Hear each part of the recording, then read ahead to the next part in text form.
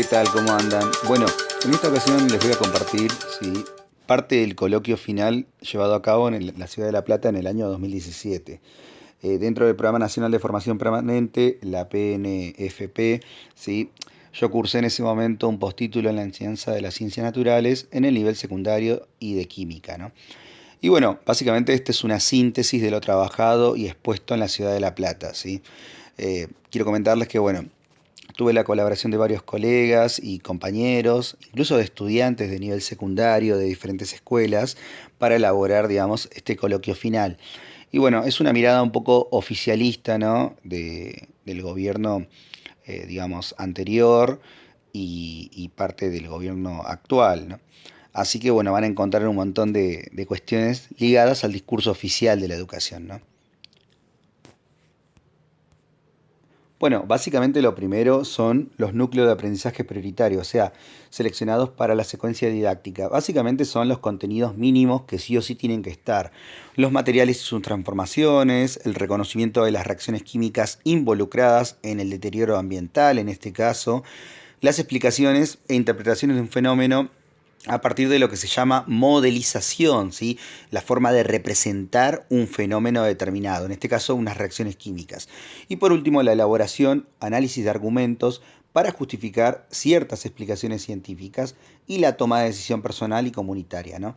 Bueno, básicamente estas son, digamos, estos son los núcleos de aprendizaje prioritario o los NAPs, que son los temas mínimos que sí o sí vamos a abordar con el tema que yo elegí, ¿no?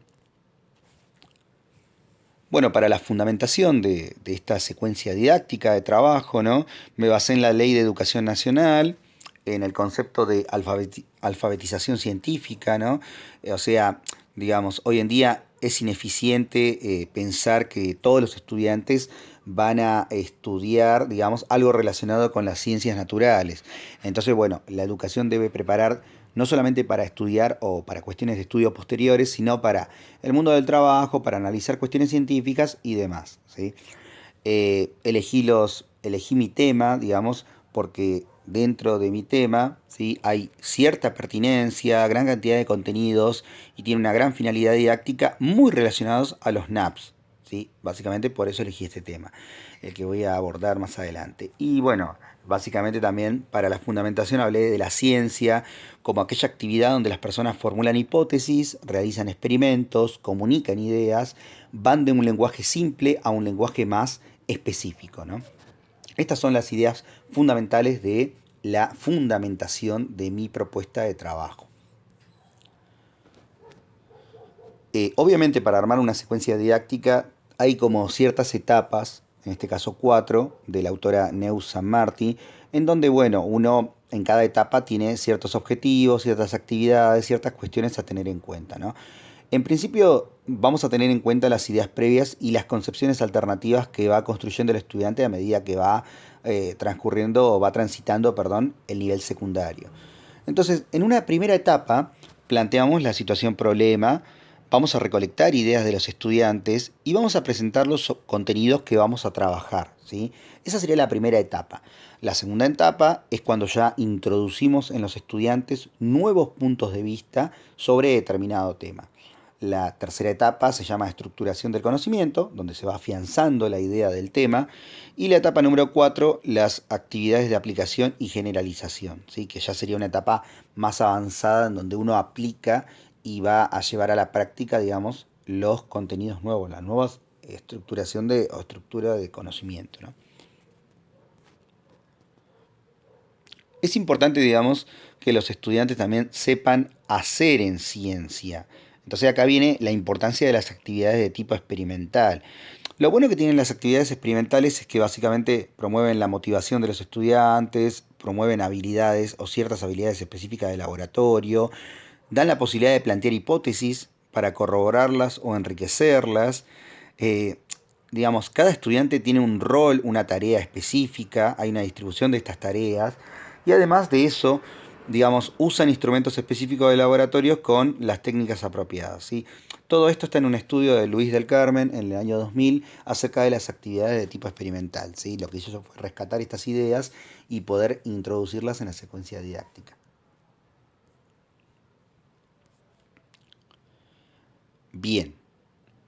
como recién planteábamos, ¿sí? Hay 4 etapas según Neus San Martí. La primera es la actividad de comunicación de los objetivos y los contenidos de esta unidad didáctica a los estudiantes. Plantear el problema y detectar también los conocimientos previos. Todo esto se da en la primera etapa, ¿sí? A veces de manera intuitiva o de manera más automática en el aula uno hace todo esto, ¿sí? Previamente a arrancar un tema nuevo, básicamente. Entonces, bueno, vamos a explicitar o vamos a hablar de los contenidos específicos, conceptuales de esta secuencia didáctica. Reacciones químicas, que es un tema que a mí personalmente me apasiona mucho. Ecuaciones químicas, muy ligado al lenguaje que usamos en química. La ley de la conservación de la masa, muy utilizada en todo lo que sea reacciones, ecuaciones químicas. Y por supuesto, si vamos a representar alguna reacción química, la modelización del cambio químico, que quiere decir cómo los estudiantes pueden representar, cómo ven un cambio químico. ¿Sí? Hay diferentes formas de representar el cambio químico, desde ecuaciones, modelos de bolas y varillas, modelos en 2D o en 3D, acerca de las reacciones químicas. Obviamente es importante comunicarle los objetivos a los estudiantes, es decir, qué cosas esperan que se logren con esta secuencia didáctica. Bueno, en principio que diferencien, ¿sí? Diferencien las reacciones químicas de otros tipos de transformaciones, que reconozcan ciertas reacciones químicas involucradas en el deterioro ambiental, que puedan representar esas reacciones químicas mediante el uso de ecuaciones químicas, que puedan clasificar los diferentes tipos de reacciones químicas que pueden ver. Perdón, que reconozcan las reacciones químicas y los compuestos químicos involucrados en algunos fenómenos ambientales y que por supuesto modelicen, ¿sí? Representen otra vez todas estas reacciones químicas de diferentes formas. ¿Sí? Estos son los objetivos que uno comunica al estudiante, generalmente cuando arranca un tema, ¿no?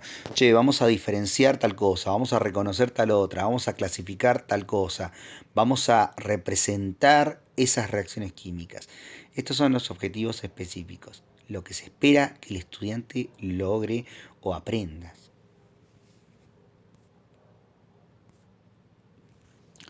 Y bueno, uno plantea la situación problema. Algo sucede con los monumentos de diferentes ciudades.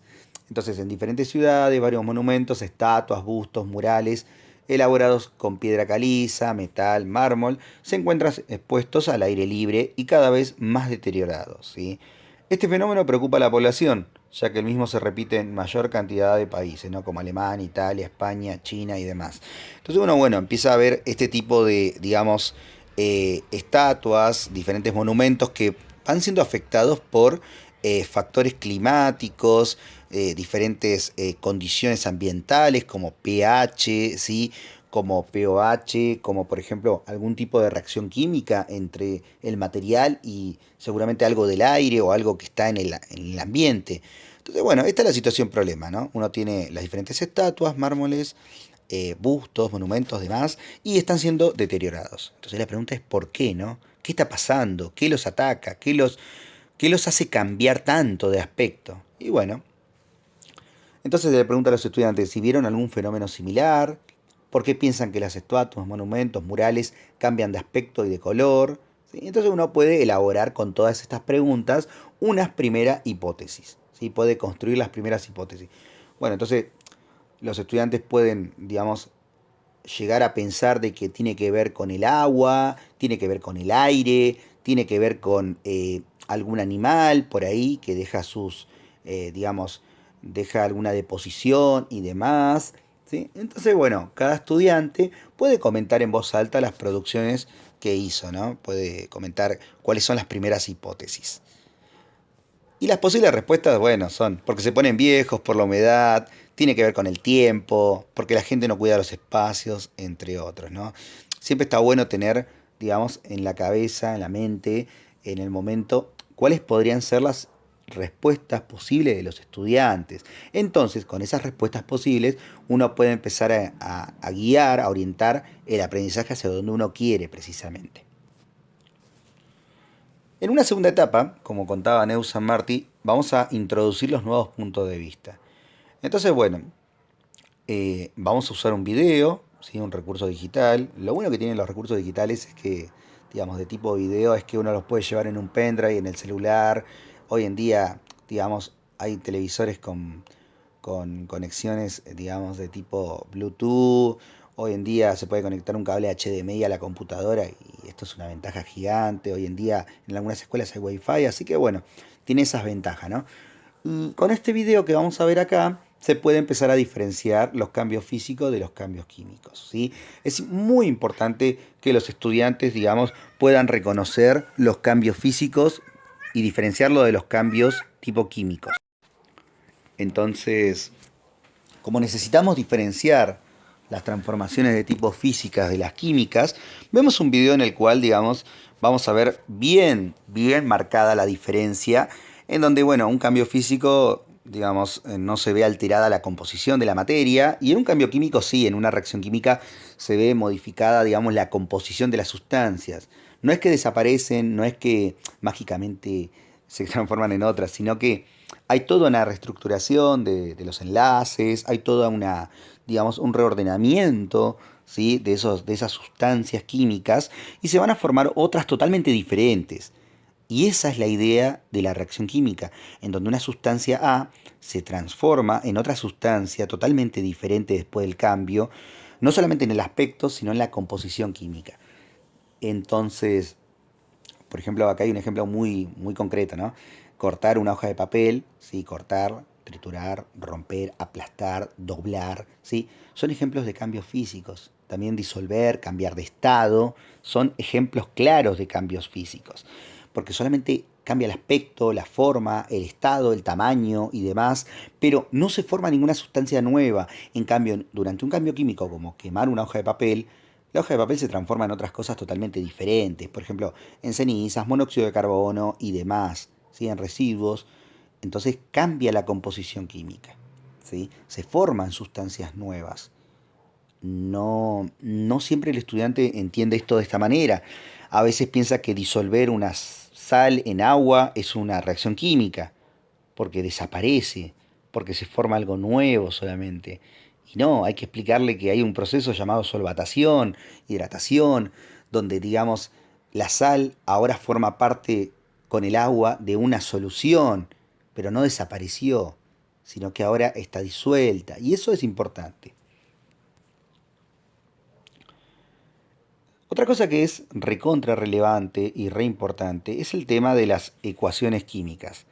Generalmente, digamos, nosotros los químicos, los estudiantes de química y los profesores de química, tenemos, digamos, un lenguaje universal que son las ecuaciones químicas, el terror de la escuela, ¿no? Básicamente una ecuación química es una forma de representar una reacción química, no es nada más que eso, que sigue ciertas pautas, por ejemplo, la masa de los reactivos tiene que ser igual a la masa de los productos. Entonces, bueno, yo tengo en una ecuación química un reactivo A que reacciona con un reactivo B, otra sustancia B, para formar una sustancia C. Y en esa reacción química se forman sustancias nuevas, pero se mantiene constante la masa. Es decir, yo tengo 10 gramos al principio y tengo que tener 10 gramos al final, porque no cambia la masa, no se destruye materia. Lo que va a pasar es que se van a formar sustancias nuevas, siempre teniendo en cuenta todas las sustancias que tengo ahí. ¿Sí? Y eso es importante porque a veces, muchas veces los estudiantes piensan, bueno, desapareció, se formó un gas y se fue. Pero si yo pudiera rescatar ese gas, ¿sí? O esa sustancia nueva que se forma y tener la masa al principio y al final, tendría que tener la misma, ¿sí? Y explicarle al estudiante que la masa de los reactivos tiene que ser igual a la masa de los productos, porque eso es la ley de la conservación de la masa. La materia no se crea ni se destruye, se va a transformar, por lo menos en una reacción química común. Y muchas veces los estudiantes tienen esa idea tan anclada de que la materia se va, desaparece, pasa a la atmósfera y no se perdió y se destruyó. Y a veces piensan los estudiantes, y bueno, pero no me da lo mismo al principio y al final. Bueno, hay que explicarle que el gas, si lo pudiéramos capturar, que si el oxígeno del aire se combinó con una sustancia química, bueno, ahora forma un óxido y ese óxido tiene la misma masa que tendría el oxígeno del aire más el metal que teníamos al principio. Entonces, bueno, es importante ese tipo de cosas. Las ecuaciones químicas son la forma de representar que tenemos los químicos, los estudiantes de química, los profesores de química, una reacción química, ¿sí? Esa es básicamente la idea de las ecuaciones químicas, es lograr que nos entendamos entre todos y sepamos saber de qué estamos hablando. Como les decía al principio, ¿no? Todo lo que sea experimental, además de facilitar el reconocimiento de una reacción química, digamos, motiva, lleva al estudiante a indagar, a pensar de otra manera, a ver la química no solamente como meras fórmulas o solamente, digamos, el estudio de un montón de cantidades que no tienen sentido, sino que realizar un experimento, además de lo llamativo, de lo estético y todo lo demás, es importante decir que realizar un experimento, ¿sí? Tiene también la facilidad de que, digamos, la persona puede reconocer fácilmente cuáles son las cosas que pasan cuando hay una reacción química. Y también posibilita esto de entrenar habilidades propias del trabajo experimental. La forma de proceder, la forma de armar un informe, son cosas que se van aprendiendo cuando uno hace un experimento, ¿sí? No nos podemos quedar ya en secundaria con solamente los cambios de color, los cambios de fase o, por ejemplo, la formación de un gas. No, tenemos que ir un poco más allá. Tenemos que, digamos, diferenciar una reacción química de una transformación física. Tenemos que buscar evidencias, cosas que pasan, que nos dicen acá se produjo una reacción química. Y además de eso tenemos que poder comunicar las ideas. Tenemos que poder. Son habilidades que tienen que estar en cualquier ámbito de trabajo, porque después los estudiantes tienen que buscar un trabajo, tienen que presentarse una entrevista, tienen que hablar con un supervisor. Y adivinen qué, si no se entrenan ahí, ¿dónde se van a entrenar estas habilidades?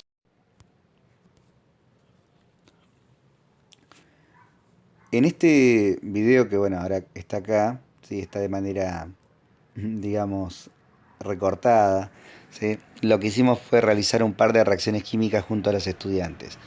Y acá se trabajó mucho el tema de, digamos, filmar, tomar registro, anotar, eh, reconocer algunas evidencias, observar, poder escribir ecuaciones químicas, buscar qué ecuación química corresponde con este tipo de experimentos. Hicimos varios experimentos, bueno, acá pueden ver, básicamente hay un experimento entre un ácido y un metal, ¿sí? O entre un ácido y una base, ¿sí? Y fíjense que los estudiantes, bueno, además de trabajar con sustancias que por ahí conocían y otras que no, trabajaron también con guantes, sí, porque el ácido nítrico es una sustancia muy complicada de trabajar, por los vapores que emana y por digamos, lo irritante que puede ser. Así que bueno, tenían guantes, algunos tenían también barbijos, digamos, se trabajó bajo algunas normas de seguridad, lo más estricto que se puede, se trabajó en el patio por las emanaciones que había y bueno, trabajaron bastante ordenados, quiero destacar eso para ser un grupo de estudiantes que nunca había hecho algún experimento, la verdad que yo estaba mucho más que contento y aparte, bueno, la dinámica de trabajo fue muy buena, ¿sí? Eh, Costó mucho el informe, costó mucho la oralidad de expresar ideas, de expresar, comunicar los datos y demás, pero les aseguro que son experiencias que ellos nunca más se van a olvidar, ¿sí? Esta reacción química entre esto y aquello y lo otro, que produjo tal cosa y que se liberó tal gas y se formó tal sustancia, son cosas que ellos valoran mucho. Y más cuando no hicieron ninguna práctica experimental previamente, ¿no? Así que bueno.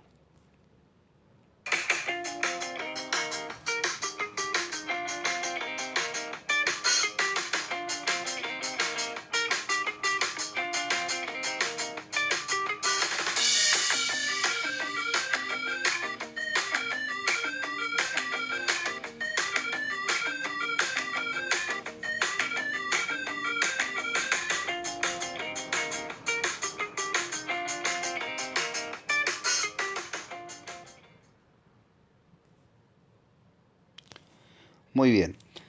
Después de la parte experimental llegamos a la etapa 3 que es la etapa donde hay actividades de estructuración del nuevo conocimiento y de elaboración de la síntesis, ¿sí?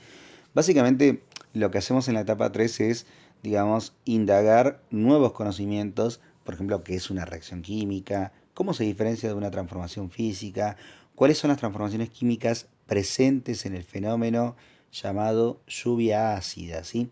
En este caso lo que hacemos es retomar, ¿sí?, las estatuas, los monumentos que estaban dañados y empezar a buscar algún tipo de explicación dentro del tema reacciones químicas. Entonces, bueno, vemos qué tipo de reacción química hay involucrada, qué es la lluvia ácida y qué ecuaciones químicas representan esas transformaciones. Y en la etapa 4, donde hay actividades más de generalización o de aplicación de lo estudiado, bueno, ya surgen otras preguntas, digamos, que están fuera, ¿no? Fuera de, digamos, el tema en sí, que es el deterioro ambiental, que es el tema de las reacciones químicas, sino que son más actividades ya de aplicación a otras situaciones, ¿sí?, que son diferentes o también pueden ser algunas similares, ¿por qué no? Entonces surgen preguntas, ¿no? Como por qué las rejas de hierro se pintan con pinturas llamadas como 3 en uno, ¿sí? Por ejemplo, la pintura Sherwin-Williams. ¿Qué sucederá al cabo de un tiempo al amurar una ventana con mezcla de cal, llamada cal apagada? Bueno, ¿para qué se utilizan antioxidantes en diferentes alimentos? Por ejemplo, el ácido ascórbico o la vitamina C. ¿En qué consiste la soldadura autógena? ¿Qué materiales se utilizan en dicha técnica? ¿No? Entonces, bueno, surgen un montón de situaciones que ahora se pueden empezar a responder con los contenidos conceptuales que vimos y también con la situación de la lluvia ácida una vez resuelta, que es, digamos, qué reacciones químicas están involucradas en la lluvia ácida, por qué deterioran las estatuas y, digamos, se podría evitar, no se podría evitar. Bueno, este tipo de actividades de generalización o aplicación de lo estudiado ya están en una etapa más avanzada que es la etapa número 4, ¿sí? Y bueno, podrían los estudiantes ya una vez, obviamente superada la etapa 3 y la etapa 2, poder responder estas preguntas, ¿sí? Entonces, bueno, se empieza a aplicar el conocimiento a otras situaciones diferentes, más contextualizadas incluso, ¿sí? Por ejemplo, ¿por qué las pinturas Sherwin-Williams se usan para pintar las rejas de hierro? Bueno, se utilizan porque, bueno, tienen la protección, generan ciertas capas de protección antioxidantes, ¿sí? Y bueno, ese tipo de cosas hacen que una reja no es que se oxida, se evita la oxidación completa, pero por lo menos se retrasa la reacción química, ¿sí? Y además de eso, bueno, siempre les comento que el detalle estético es importante de la reja, ¿no? Pero bueno, pero más allá de eso es que se evitan ciertas reacciones químicas que forman herrumbre y por lo tanto se atrasa la oxidación, la destrucción del material. Bueno, el tema de la ventana, ¿por qué los albañiles la muran con mezcla de concreto y no mezcla de cal exclusivamente? Bueno, la cal, como sabemos, digamos, reacciona con el aluminio del metal y bueno, va formando otro tipo de compuestos, otro tipo de óxidos que va destruyendo la ventana, ¿sí? Y bueno, y así podríamos indagar en cada una de las situaciones y podríamos escribir las ecuaciones y podríamos hablar de qué tipo de reacción química se pasa y podríamos hablar de qué evidencias hay. Fíjense cómo todo aplica en la etapa 4, ¿no? Eh, para la etapa de la evaluación, que es algo que me preguntan siempre, ¿sí?, es importante que, digamos, sepamos que hay diferentes tipos de evaluaciones. Eh, Entonces, hay evaluaciones más de tipo literales, hay evaluaciones de tipo colaborativas entre varios estudiantes, hay otras evaluaciones más de tipo, digamos, de reflexión, hay otro tipo de evaluación más literal, hay evaluaciones más de tipo sumativas y otras de tipo formativas. Entonces, bueno, una posible evaluación podría ser la siguiente, ¿no? Supongamos que estás en vacaciones de verano y necesitas una cantidad de dinero para una salida con amigos y amigas. Una de las casas del barrio, ¿sí?, las rejas de hierro de un vecino tienen aspecto rojizo, ocre. Bueno, sin lugar a dudas es una buena oportunidad para ganarse el dinero y poner en práctica, en evidencia, todo lo aprendido en las clases de físico-química. Bueno, evidentemente acá vamos a ir a buscar alguna pintura protectora, convertidora, antioxidante y vamos a lijar bien las rejas para sacar el óxido que estaba ahí y, digamos, llevarla al punto cero a la reja con algún tipo de, por ejemplo, decapante. Y luego, bueno, se puede pintar la reja tranquilamente con alguna pintura 3 en uno protectora o antioxidante y demás, ¿no? Y, digamos, retrasar la oxidación. Eh, es una buena práctica porque, digamos, es recontra precisa. El hierro básicamente reacciona con el oxígeno del aire, forma el óxido de hierro, después el óxido de hierro forma el trióxido de dihierro, el herrumbre, se destruye totalmente el material. Y antes de llegar a esa etapa, está bueno comentar que es importante la limpieza del material, lijar, colocar algún decapante y bueno, después de eso, ¿sí? Limpiar con agua ras y además de limpiar con agua ras, es muy bueno la aplicación de las pinturas 3 en uno, ¿no? Está bueno también que los estudiantes puedan saber cuáles criterios o qué categorías van a ser tenidas en cuenta en la evaluación, ¿sí? Por ejemplo, si le vamos a preguntar al estudiante qué cosas le gustaron más y qué cosas no y por qué, de toda la secuencia didáctica de trabajo, bueno, estaría bueno que el estudiante sepa que hay una escala de valoración, como podés hacerlo mejor, regular, bueno, excelente, en donde en cada punto, ¿sí? Van a ver que hay una gran diferencia. Por ejemplo, podés hacerlo mejor, no comenta acerca de ningún aspecto que le gustó, no hay fundamentación. Y en excelente, comenta acerca de las cosas que le gustaron y cuáles no, fundamentando todas las respuestas, ¿sí? Que sepan cuáles son los extremos y que se planteen las cuatro valoraciones posibles, ¿no? Es importante que el estudiante siempre sepa qué se va a evaluar, cómo se va a evaluar, ¿sí? Y qué criterios se van a tener en cuenta para la aprobación de lo que se evalúa. Bueno, finalizando, ¿no? Es una frase muy oficialista de mi época, digamos, más oficialista, más ligado a lo políticamente correcto. Hoy en día, digamos, tengo muchas diferencias y estoy luchando por ser cada vez más coherente con las ideas, ¿no? En la educación y demás.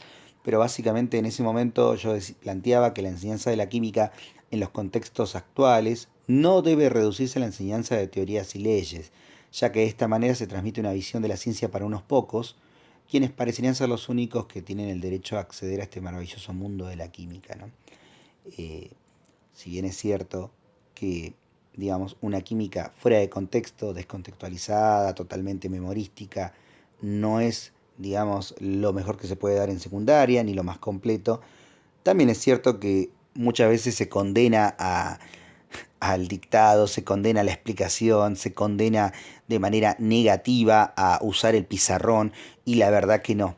La verdad que, digamos, eh, una cosa es descontextualizar el tema y otra cosa es, digamos, ir al otro extremo de pensar que los contenidos los tienen que aprender cuando el estudiante, digamos, eh, lo necesite. En realidad, ni un extremo ni en el otro, ¿no? Eh, cada, cada vez que uno enseña fórmulas, cada vez que uno enseña, digamos, estequiometría o diferentes temas de química complicados, hay una estructura a seguir, hay unos pasos que funcionaron durante mucho tiempo y siguen funcionando. Entonces me parece que no habría que restarle valor a ese tipo de prácticas. No hay que restarle valor al uso del pizarrón, no hay que restarle valor al dictado, no hay que restarle valor a algunas cosas que van de memoria y otras no, por supuesto. No hay que restarle valor al que explica, no hay que restarle valor a esas actividades que llevan más esfuerzo cognitivo que otras que por ahí son más concretas y no requieren ese esfuerzo cognitivo.